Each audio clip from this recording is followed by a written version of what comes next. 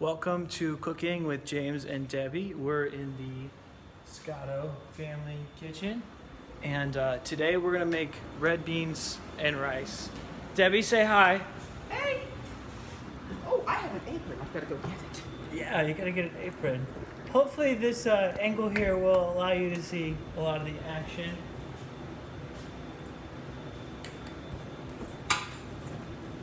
First step is wash those hands. I did. Okay. I watched it twice. You washed them twice. Because it's a happy birthday.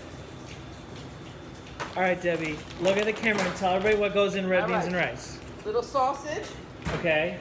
It should be andouille, but because of the times, the andouille was gone. Oh! So all this right. is just beef smoked sausage. Okay, and the rice, just normal, regular rice, nothing special? Yep. Just All make, right. Make white rice.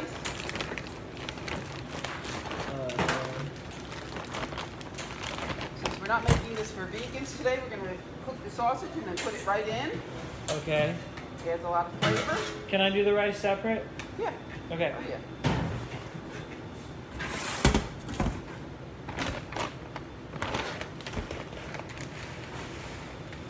For those of you who like to measure, we don't really believe in measuring. I'm just pouring the rice in. Actually, if you boil it in a big pot like that, you can just boil it with lots of water and then just drain off the water when your rice is tender enough. Okay. You don't have to measure it. You've got lots of space for it to move around. We'll make a lot so that we can give it to people.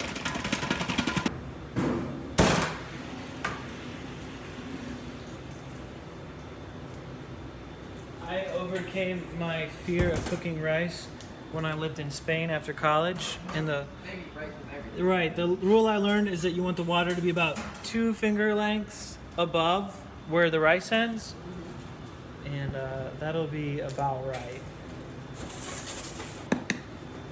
A little onion powder.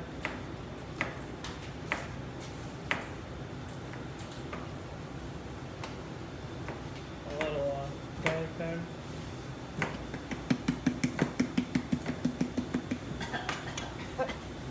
Make it a cloud over here. A little bit of garlic powder. Yeah, more like a lot. I like seasonings, and as I get older, now they make me sneeze. Oh yeah? Yeah, they never did before. I can't put pepper on a plate of food and it doesn't make me sneeze. I think it's extremely important to salt the rice a little bit. Yeah. Oh yes. And you can even put a little butter in it or some olive oil. Oh, Like you're right. sticky. There's olive oil out here already. Okay. Says it's robust. Now, Debbie, when you're cooking with beans, do you just dump the can in? Oh, or no. what goes in red beans and rice? Isn't it just a can of beans, No, nothing it's of not rice? just a can of beans, James.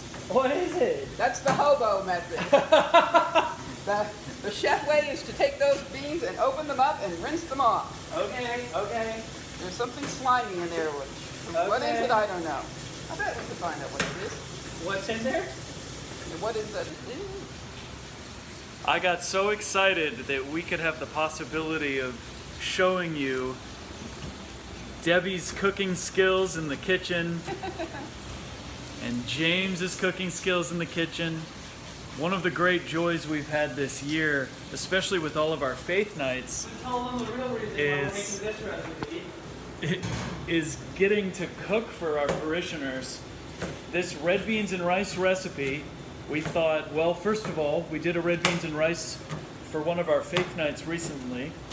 But then the other reason is that as everybody's in self-quarantine, we're looking to use pantry ingredients. And so a lot of people might have some sausage in the freezer, might have some beans in the pantry, things that you can make at home during this time of social isolation.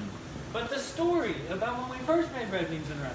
Oh my gosh, the story of when we first made red beans and rice. I think Debbie needs to tell that story because it's a little bit embarrassing for James, but Debbie saved the not. day. Debbie saved the I day. walked in the kitchen and James was making red beans for 300 people. So he had a lot of beans. And he was pouring them into this big square pan. And I said, "What you making?" And he said, "Red beans and rice." And I said, "Where's your recipe?" And he said, "You just warm up the beans and put them on top of rice." And I said, "Not that I make them that way." And let me go print you a recipe. And we, and somehow we ran to the store, got some peppers and onions, and we put it all together the right way. And it was a big hit at Faith Night. So, So if you're from James needed a little tutorial to get him going on red beans and rice. If you're from the north like I am, maybe this will help you too. Debbie, is there the little black kind of medium size? Okay, Debbie, so what are the stages? What are you putting in there? The sausage to brown, little peppers and onions and garlic to All together? all together, yeah. And then we're going to put them in a bigger pot. And What about the celery? oh, and some celery too.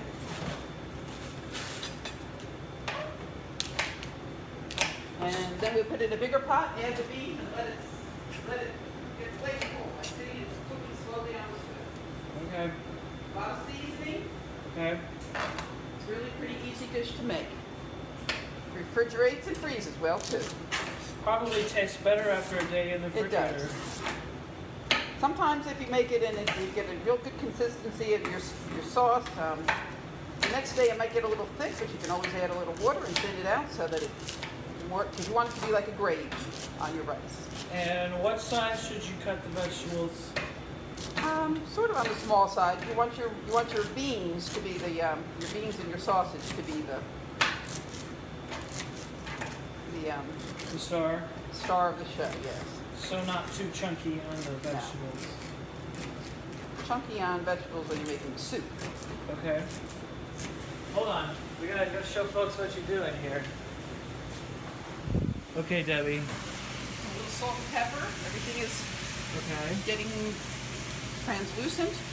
Okay. And then add this to a bigger pot and put some wine in it and some water and throw the beans in, and it'll create just a lovely little meal. Oh, wine. We need to pour ourselves a...